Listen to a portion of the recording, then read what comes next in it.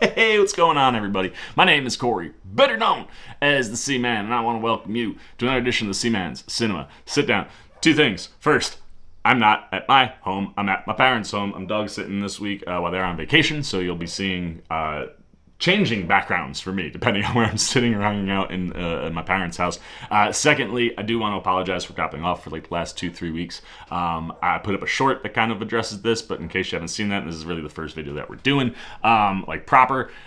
I just wanted to say I'm sorry. My anxiety sometimes gets out of control when my life is stressful, and my work life was a schedule that I gave myself, but nevertheless one that involved being on days and nights.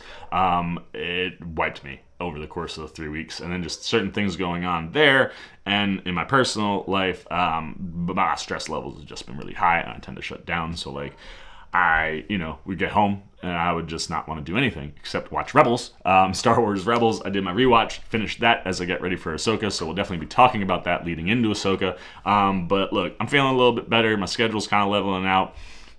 Stress is more manageable at this point, and look, superheroes get me excited, and there's a new superhero movie that I went and saw last night, and I don't want to waste any more time talking about anything that isn't this movie. What are we talking about? Why don't you pull up a chair, take a seat. I have a feeling you got an idea, but we're getting ready to dive in, of course, to Blue Beetle, and it'll be spoiler-free. No spoilers in this one, but I gotta tell you, I really dug this movie.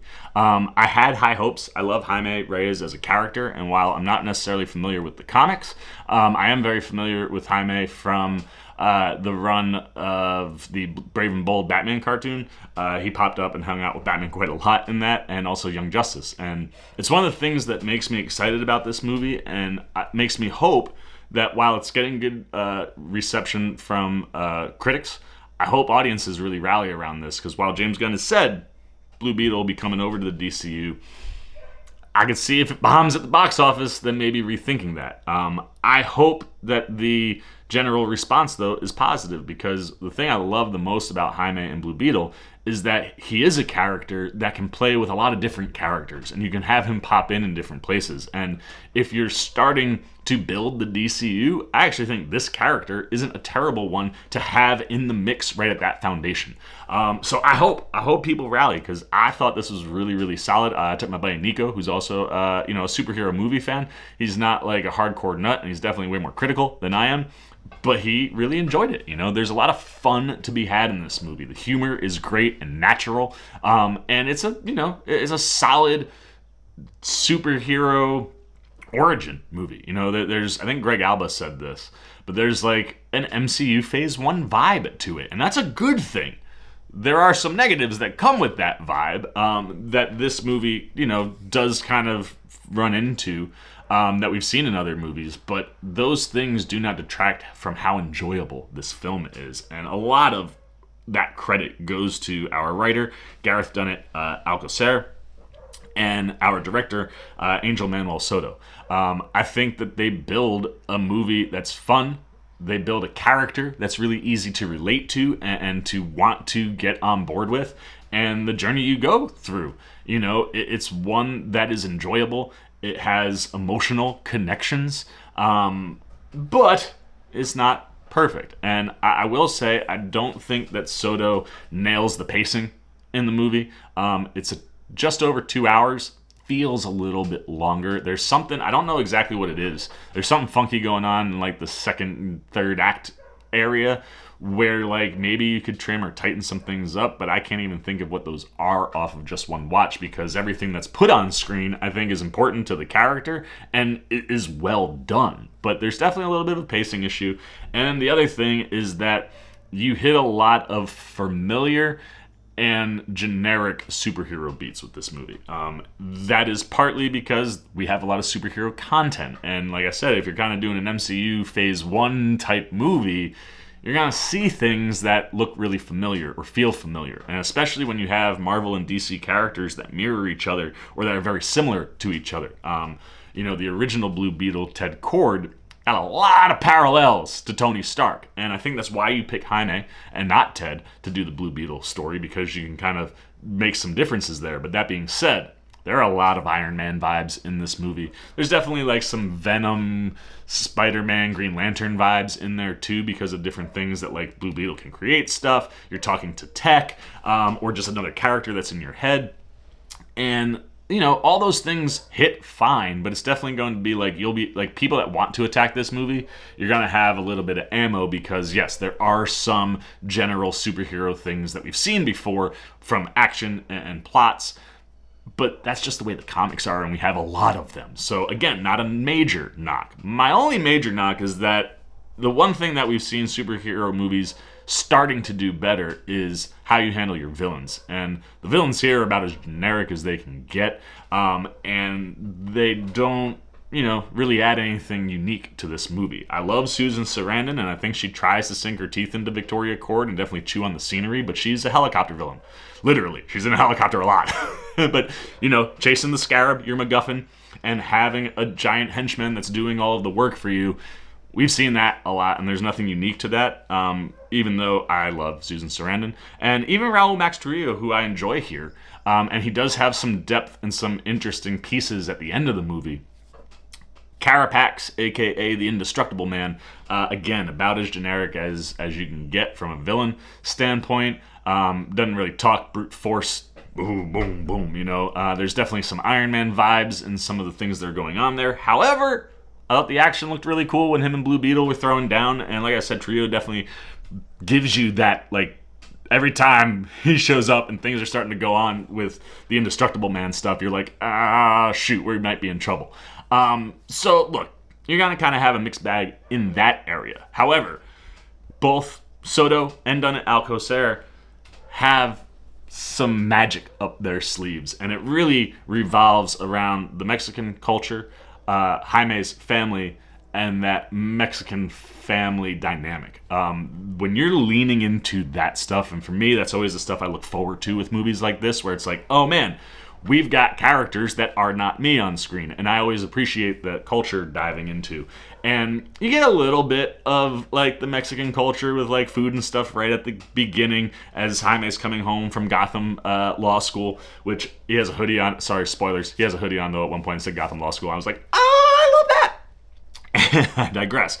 But, you know, the majority of the stuff that you're getting, though, is the interactions with the family and how important the family is both to Jaime and to the story, and, like, the pros and cons of being a hero that has a family that is in the scenario that you're in, right? Like, it's one of these things where Jaime's got to protect his family at times, but then there are times where his family's got to protect him.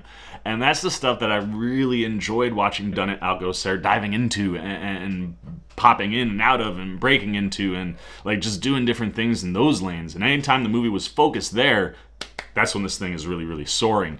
And it provides your cast a lot of really good material, and someone like me to sit there and go, oh man, I understand that, I get that. But if you're in a theater with a bunch of Mexican people, and there were definitely Mexican audience members in my theater, and Hispanic audience members in my theater, because they were laughing at things and buying into things that I was like, I don't know what this is. This is definitely like deep cut Mexican culture, or Hispanics culture. But that stuff I love too, because I was like, I don't necessarily know what's going on here, but it's connecting with that audience, and that's who this movie is made for. And that love and care that we've seen with things like Black Panther and Wonder Woman and Barbie, it's all present here. And it really does tee up your cast to do phenomenal things. And that all starts and almost ends with XOLO Maridueña, who plays Jaime Reyes. He's so charismatic. He's so charming. He really pops on screen. I know he comes from Cobra Kai, and people love him over there. I haven't watched Cobra Kai yet. So this is really my first experience with XOLO, and I thought he crushed it, dude. Like, he's so likable. He's so easy to root for. And that's so important to the emotional connections that are in this movie. I cried multiple times in this one. And those, like, the really connected family moments that are going on in this one, there are just lots of things that I was able to sync up with and vibe with. And that translates in XOLO's performance, where he's just... like, it's one of these where it's like, it's nice to get a fresh young face front and center that we could see doing things for a while. And I can't wait to see outside of the Blue Beetle world what he does next, because I I really, really dug this kid. And when he's in the action, when he's in the suit, when he's just being Jaime, all that stuff pops. And like there's an element to his expressiveness, both outside and inside the suit. Like when it's doing things or he's reacting to stuff that's just so natural and genuine to a young person that's getting the opportunity to do all these things, as well as the fear. Like there's a lot of horror elements to the Scarab and Blue Beetle at the beginning of the movie, and the terrifying looks that XOLO gives you at moments, it was just wonderful to watch. And then his chemistry with this cast, like it feels like everybody on the screen is family. Like it feels like they spent time and quality time together, and that's something that you can't just recreate. And that's something that the casting director here, Chelsea Ellis Block and Marisol Roncalli, really absolutely nail. Like every person in this movie is perfect for this movie and for the characters that they're given. Now, when you get past XOLO and you get to everybody else, before we even get into his family, I want to start with our second lead in the movie, and that's our female lead, Jenny Cord, played by Bruna Marquezine. Again, wonderful fresh face. Never seen her in anything. She's so charismatic. I didn't always necessarily buy her as someone that was like running or helping run Cord Industries, but I love when she's on screen. The emotion that she brings in this movie really hits it dead center, and her chemistry with XOLO like just makes the Jenny Jaime relationship pop, you know what I mean? And what's nice is it's not something that ever steps over too much or you get too much of. There's just these nice little typical hints of like, oh man, there's your love interest. Here are these cute little moments that kind of build to something where it's like, yes, now you've got like a duo that I'm looking forward to see going forward. And like I said, Marquezine, breath of fresh air on screen. She's so enjoyable. And like I said, how she interacts and responds to things. You know, Jenny is a character that I think is very likable in a world where there are a lot of characters like her that aren't so likable.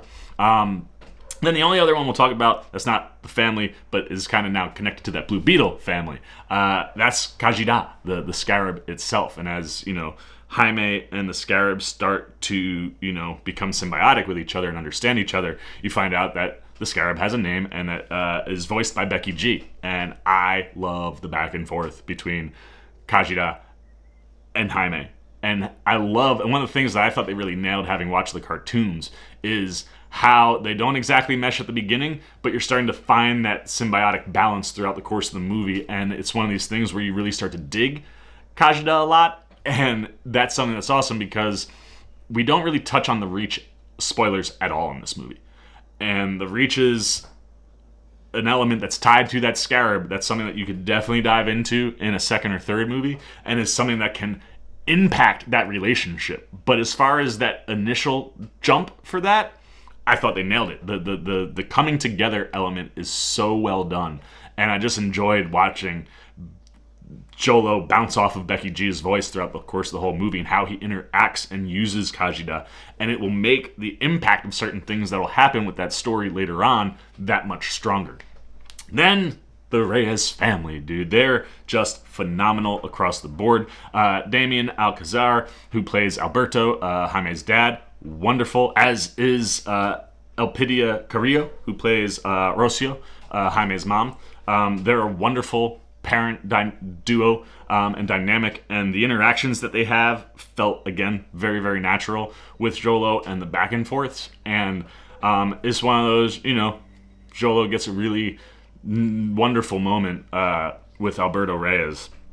Just knock it out of the ballpark, dude. It was so freaking good. But the two of them as those crucial and central parental figures for XOLO really set the bar and the stage for the whole family. His sister, Milagro, played by Belissa Escobedo, loved that relationship. That was a relationship and something that emotionally was hitting with me. I felt so many similar vibes between XOLO and his sister that I definitely had with my sister, and I have with my little sister too. And again, it's just that natural feeling of family with this whole cast that you just absolutely love. And there are two unbelievable standouts in the family. Uncle Rudy, played by George Lopez. He's a bit of a conspiracy theorist, but he's also like a little bit of a tech-savvy genius. So the way he's able to play in and actually participate in what's going on and how he's able to help Jaime, I loved. And what they set up for him going forward, I think, is going to be great. And just the natural... like, again, it felt like he was Xolo's uncle, and that back and forth felt so natural, the way they love him, almost like a big brother. Something, again, that I can totally relate to, because my Uncle Bob, my mom's brother, who lived with us for a long time, that's the kind of relationship I had with him when he was here. And that is just stuff that I appreciate so much in what Lopez is doing. And then he's still just one of the funniest humans out there. And that, like, the humor is always clicking when he's on screen. And then frickin' Nana Reyes. Adriana Barraza. Yo, this woman, my favorite thing in the movie, dude. She crushes. How she acts as the maternal figure in the family is wonderful. How she interacts with the family, how she brings the family together and keeps them strong, but also allows them moments where, like, you can break from that strength, is wonderful. And just her background, her history, and why she is the way she is in the movie as it unfolds is just wonderful. And the facial expressions from Barraza just made me fill up with glee, dude. Like, anytime she's on screen, you were just smiling ear to ear. I love this whole freaking Reyes family, and they really are the thing that makes this movie special, and that culture and representation just so spot on. And then there's only one person I think that I kind of skipped over. Harvey Guillén, who plays Dr. Sanchez. That in and of itself, the name of the character, is something that the movie plays with that I found very interesting. I thought that Guillén was criminally underused. I really like Guillén. I met him at Comic-Con. He wasn't, like, didn't have to buy, like, just came by What We Do in the Shadows pop-up and just, like, was signing autographs, taking pictures with people. Super, super good dude. So talented, criminally underutilized. However, he gets, like, one moment, knocks this thing out the ballpark. I love Harvey Guillén. I love this whole cast. And like I said, I think the world and the character building that Dunnet, Alcázar, and Soto pull off here, I think, make this thing a really solid first entry for Blue Beetle. And then when you bring in the family and the culture and how that plays into not just Jaime's life, but the Blue Beetle life, and having the family be involved from jump, right? Like, we've seen it in the trailers. They watch him turn into Blue Beetle. That stuff just really, really hit for me and far outshine the things that, were standard or not that great. So let's get the C-Maniacs up. Let's give this one a score real quick. Like I said, you're going to get some generic superhero stuff in here that we've seen before. You're going to have vibes similar to Iron Man and Spider-Man and Venom and Green Lantern. But I think watching that with a character that you love, if you're a Blue Beetle fan, you're going to love everything that's on screen. The action and the superhero stuff is great. I thought the visual effects were really solid. The emoting and expressiveness in the mask I thought was great, specifically because you can kind of see Xolo's eyes in there.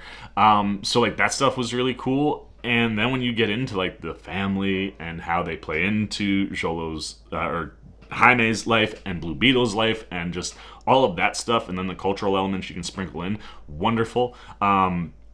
And really the thing that makes this one special, the cast is fantastic across the board. I can't wait to see more for Xolo and Bruna. George Lopez, hysterical, and Adriana Barraza, legendary, man. Yeah, you got some generic villain stuff. Susan Sarandon tries her best, and I dig things that Raoul Max Trio do, specifically in the action with Blue Beetle. But yeah, it's not perfect. The pacing is a little off. There's a solid soundtrack and score here, but nothing that kind of blew me away like I've been seeing with some of the other movies. But at the end of the day, I think this is a really good win for DC, and definitely something I want to see brought over, and I want to see Jaime pop up in other places other than his own movie. I'm going 4.2 out of 5. I don't typically do that, but I like this one a lot more than The Flash, and I gave The Flash, I think, a 4, because I really did enjoy The Flash. But this, I think, is far superior, and is really one of the best things that I've seen DC put out in the last few years. It's right there for me with the first Shazam. So I'm loving me some Blue Beetle. I really hope Blue Beetle fans and DC fans turn out and support this movie. There's really no DCEU ties. There are references to characters, but I didn't see anything in here that was like, oh man, you'd reference something that ties to a world that we're no longer playing in. That stuff's not here. So I think this is a really nice jumping off point. It's a good first character for the DCU, and I hope we get to see more. So I'm going to shut up. I've been talking for far too long, as per usual. Even though I took a little break, I come back and I do what I do, man, and that's talk. But I'm going to shut up. I'll flip it to you guys. I want to know what you're thinking. One, if you haven't seen the movie, are you excited? Are you a Snyder bot person? I have a feeling that Snyder fans are not going to support this movie, and I'm already starting to see it, and that makes me a little sad. So if you're there and you have legitimate gripes or reasons to hate this movie, I would like to hear those. If you have nonsense reasons, you can keep those to yourself because you're in love with a world that's not coming back. And granted, I love the Snyder things, but like, it's time to move on, peeps. So hey, if you're in that camp, I want to know what you're thinking. Maybe I'm not the channel for you. If you are in any of those things and this is just something that you thought looked fun, are you going to check it out? Are you going to see it in the movie theater? Are you going to see it in IMAX? I saw it in IMAX. I thought it really popped on the big screen, as did my buddy Nico. He walked out, I was like, I haven't seen like an IMAX movie in a while. I forgot. I was like, yeah, man, it's a big screen. But yeah, I want to know what you're thinking. And then if you've seen it, spoiler free, don't ruin anything. But what was working? What wasn't working? Do you want to see more of this character? How much do you love XOLO? How much do you love Bruna? How much do you love this family? What isn't working maybe in those realms for you? Anything you got really, man. Good, bad, indifferent on Blue Beetle. Put it down below in the comments section. Look forward to talking to you down there. As always, if you enjoyed this video, please give me a thumbs up. And if you're new, you want to come hang out with the C-Man anytime we're talking movies, TV, trailer, reactions, I promise I'm going to be back a little bit more. I got some things I'm working on. You want to see that stuff coming. There's some other movies I've seen. You just want to show a little love and support. Hey, come join C-Maniac Nation. We're trying to climb to 4,000 or 5,000 viewers and subscribers over there. You want to help in that respect. You want to show a little love and support. Jump over, hit the subscribe button. That's where you can do all those things. Hit the little bell if you want those alerts. And until next time for the C-Man Cinema. Sit down. I've been the C-Man. I'm signing off. Peace. Oh, you guys are still here. You snuck up on me. You must be looking for more of this guy. Well, I got two video options for you, man. Right up here and right over here. And if you want all those C-Man goodies, well, hey, come join the squad right on over there, and I'll catch you on the next one.